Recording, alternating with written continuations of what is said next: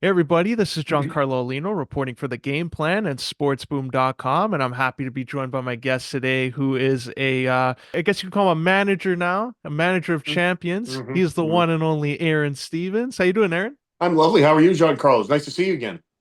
You too. I'm doing great. And Aaron, I want to ask you about the NWA to start things off here. You've transitioned to a manager, riling up the fans there in the NWA. So, what's it been like as a manager compared to when you were an active wrestler? A lot less painful. Um, my hair doesn't get messed up as much. Um, when I'm saving in spandex, I am kind of just putting that away for a little nest egg. But no, it's great. It's still performing, but if I'm being honest, I get bored really quickly, right? And after so many years of like, okay, the wrestling business, I was kind of over the whole thing because it was just very monotonous to me. And this was an opportunity to have a different perspective on the wrestling business, which I never thought about. I never considered myself to be one of these people, but hey, I guess, if the shoe fits. So it's been very rewarding, especially like kind of being able to help out with some of the younger talent. That's been, yeah, I'd say probably the most rewarding part of the job for me. That's great. And you've also gotten a chance to see the wrestling landscape change. From when you left WWE, like AEW has come up, NWA has made a big return. TNA is on AMC now. So just the overall health of the industry, what would you say it is now compared to maybe 10 years ago? Wonderful time to be in the industry. A lot of opportunity. And, again, any advice for anyone getting in the industry, make the people notice you. And you do that by creating moments, not moves. And it's one of those things where it's been a big critique among wrestling fans and even some of your former colleagues there about making those moments. Do you think it has something to do with maybe how some wrestlers are trained now? Because WWE does have the Performance Center. A lot of wrestlers come through there and they're learning just one style. Do you think the indie scene has maybe suffered as a result of this? No, I think the indie scene is the reason we're in what we're in because, the the prototype for an independent wrestler now is not what it was 20 years ago, nor should it be, right? Because you have to evolve and you have to change. But I think one of the core principles as we live in a much more disposable society nowadays where we want everything instant, instant, instant. You have a kid that like grows up seeing the Hardys and Rey Mysterio doing flips, and they want to get in the ring and do flips in front of people and say they want to be a wrestler when they do it in front of 100 people at an indie show. And it's, again, in their minds, they're doing it and they're kind of on their way to living out their dream. But when in actuality, if they're not working on the other things about their character, their personality, what does their body look like, right? We have to look in the best shape we can. We have to look like the best version of ourselves because that's what we're selling. The psychology of this, it's sometimes the hardest thing to grasp for a lot of people because you can't just do what you want. You have a 6 minute match, you're going to have to take some stuff out if you want it to make sense and sell. And, nobody sells. I saw an AEW, my friend sent it to me. Um, I think it was Tommaso Ciampa. Is that how I say his name? Yeah. Yeah, good. Nice guy. Very nice guy, by the way. He was wrestling some guy and he's hitting the guy and he's outside and putting steam on him. And the guy starts like laughing and he just, you know, mankind doing that's one thing. Like the Undertaker's one thing, but this guy was not either of those people. And it just it just felt like I felt bad for Tommaso. Because he is so talented. And it just, you know what? It is what it is. And again, I don't want to. I'm not trying to sling shade. Maybe it was a great decision, and maybe the guy I'm talking about will get over. But if he doesn't, there's a reason. To see one matches like that, you'll see the next one be ramped up and the thumbtacks will come Yeah, out and everything. So do you and think it's but that stuff's overdone a little? okay. there's nothing wrong with that done in the right way. But like, look at Dean Moxley, right? Yeah. It's like he has psychology with his stuff, and there is a difference between a John Moxley match and people that have not really learned the psychology of this.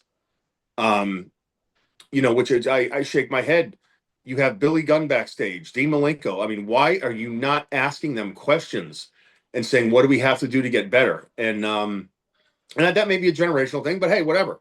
And I truly wish everyone success. And I'm not slinging shade here. This was just a segment that happened that I saw on Instagram that I wasn't a fan of, right? But guess what? There's millions and millions of wrestling fans out there. But it's just to gauge what would work long term, and that it's you know, if you want to go play superhero, go get a job at Six Flags, Yeah, right? that's Like true. that's if you want to play wrestler or if you want to be a wrestler, learn how to do this correctly.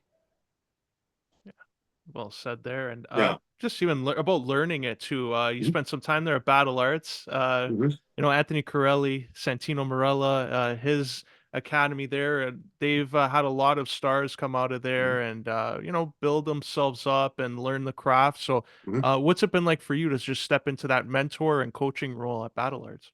It's a lot of fun. You see people's progress, and it is rewarding. I will say that it is rewarding in a very different way, but rewarding nonetheless. Did you ever envision that you would be in that coaching role, like when you started out at 16 and you go through No, I never WWE? wanted to. I still don't want to. But again, I'm happy to come and coach because I really like at Battle Arts. I love what they have going on. Um, Santino's one of my best friends on the planet.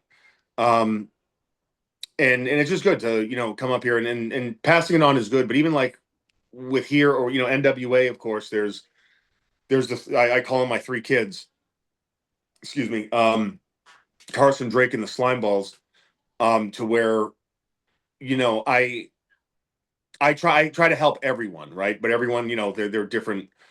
They're at different stages in their life and careers, right? And I try to do the best I can with everybody and help and be there and be honest. But you know, if I'm gonna put my stamp on someone, um, I number one have to trust them and they have to trust me. If I suggest something, it's not a suggestion. And that doesn't mean I'm not trying to be this, authoritarian figure. I'm doing it because that is the way it was taught, and that's what's lost today. You know, it's it truly is. It's sad in a way, but when you see the success that they're having, and it translates into money, bottom line, and then that's what it's about, right? Slime balls sell more T-shirts than anybody, right? Like there you go. I mean, that's your proof there. And they're baby faces, but like with Carson, if you look at his trajectory and the kind of heel he is, he's definitely gonna go places, and the slime balls are too. It's um, I haven't been wrong about any of them yet, and again, they really they make me proud in wrestling. Sometimes, the outside of the ring stuff. My God, we're a work in progress. I'm kidding, but actually, I'm not. And also, too, like you mentioned there, drawing and being a big draw. Coming up now is WrestleMania season, so we're gonna see a lot of Mhm. talent get their first big opportunity. And for you, you've been a part of that environment, being a part of WrestleMania. Is like, what's the mood like around this time of year, and just even the backstage environment before WrestleMania? No, I mean everyone's gearing up. Big show and everything, but like the ride never stops. I don't know what the schedule now, if it's a little more friendly to the talent, but no, the reality was when we did WrestleMania, we had Raw the next night. It's not like the pageantry and it's WrestleMania week and then the Hall of Fame and okay, WrestleMania ends, we gotta go to TV. That's the reality. WrestleMania, they have changed since you've been gone there. Now it's 2 days or 2 nights, sorry. then they have NXT in the morning. So Mhm. do you think WrestleMania has maybe lost that luster of that big event feel because they've gone to two Yes, nights? I 100% do. And again, WrestleMania has always been this intersection between pro wrestling and the rest of the entertainment world, and that's a wonderful thing. But you know, you wouldn't have to bring in as many people, look, they have an almost unlimited surplus of wealth, but in resources. But I would just love to see more stars, like truly, just more true stars, like the Attitude Era, right? The wrestling, the in ring wasn't close to what it is today athletically. Like the athletes today blow any other generation out of the water. But why did people, you know, just wait in the rain to watch Stone Cold Steve Austin and The Rock, um, The Undertaker, like all that? And it's just because they were emotionally invested in the people, right? And in a lot of talent today, when they do something, they think that they are getting a pop when they're not. The move is getting the pop. A lot of times. And again, this is a very general thing, and there's exceptions to every rule. But psychology is missing in a lot of places, and character is missing, and personality. So, not my opinion, but you know what? Again, WWE's ratings have really not been the best lately, especially after going to Netflix, yet they continue to make money. So maybe their business model has changed where they are becoming a content company instead of a television company. And when you need content, perhaps the more kind of stunt show, I'll call it, um, maybe that is more conducive to their content as opposed to, God, like you're gonna look at the Undertaker, right? He had a song written for him, Jim Johnson. He had a wardrobe department. They had thought put into it. He debuted the right way. They had, as opposed to just throwing him on TV. Um, and now, I just feel like they stick guys out there and they have this whatever they do for music now. But I will say this, um, and I am not trying to be hypercritical of WWE, right? Because again, there's things that go on behind the scenes I have no knowledge of, right? And decisions. And I acknowledge that fully. But as a fan, sorry, I don't care who you put in there. They are not going to write better themes than Jim Johnson. It's not going to happen. Sorry.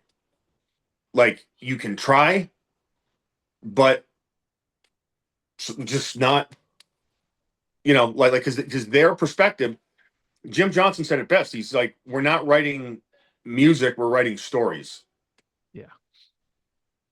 That's part of the magic that's missing. You touch on a great point there because Brock Lesnar is also going to be on this card, and who knows how many he has left of these WrestleManias. And he has been a little bit more open in interviews from just as a fan perspective. And you've been backstage with him, so obviously you've seen probably how he interacts. But when Brock Lesnar comes out and says about like the importance of being a box office attraction, do you think that maybe carries more weight that some of the other superstars might change and maybe follow that lead? Yeah, I hope so. I would hope so. And that's also on the company too. Yeah. That is also on WWE to create stars. They have to get behind you. If the machine doesn't get behind you, you're not going to do anything. Um, that's the reality of it. So it takes truly a team effort to do that.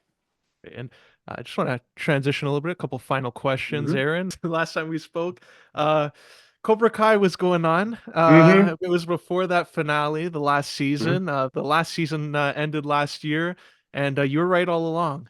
Sensei John Kreese was misunderstood this entire time. So, how does it feel to be right about the man who was always misunderstood, but no one gave him that due? Hey, you know what? Um, Personally, I would have liked to see him be heel all the way to the end. Yeah, You know, Granted, he blew up after turning babyface, but not to spoil it for anybody, but uh I just I don't know. Kreese was next to Darth Vader. He's my favorite. Well, no, I'm sorry. He is my favorite, but I'm talking if we're like in cinema history.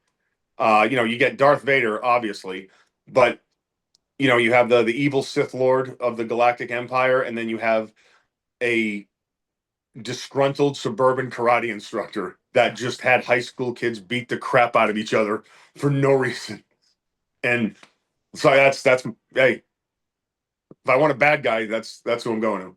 Definitely there. And just a final one before we wrap up here, Aaron. I like to ask all the guests this, and especially you, like yourself, you've been successful in this industry. If the young Aron Stevens that was 16 years old were to walk into Battle Arts Academy current day and see the established Aron Stevens and ask for advice, what advice would you give to your younger self?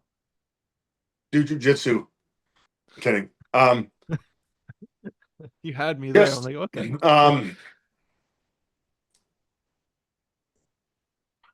I would probably just say don't be looking ahead so much. To just kind of appreciate where you're at while you're there. Yeah.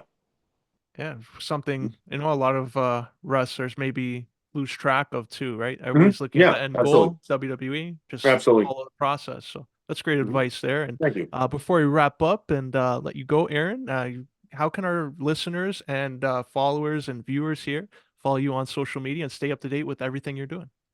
You can find me on Instagram at the Aaron Files, and uh, you can find me on Twitter at Aaron's Thoughts. Highly recommend that follow. And also Thank you. Fox News there, Aaron. I saw you doing some It's stuff there. yeah, it's cool there. I'm doing some stuff for Outkick now, so that's a good. I have the Excited States of America on Outkick, so definitely go check that out. I give my take on some. Well, it's actually just it's one current event a show. It's a little just quick little commentary on just the happenings of the United States. So Are you any chance are we going to see you on Gutfeld in the coming weeks or months with Tyrus? maybe yeah, like they call me and I go. So that's how that works. So yeah, they when they holler at me, I'm like, yep, available, let's do it. So That's great. Keep a lookout on that. Highly recommend that follow. And Aaron, I greatly appreciate you sharing your time and coming on here, and I wish you all the best. likewise, Giancarlo, it's great talking to you again.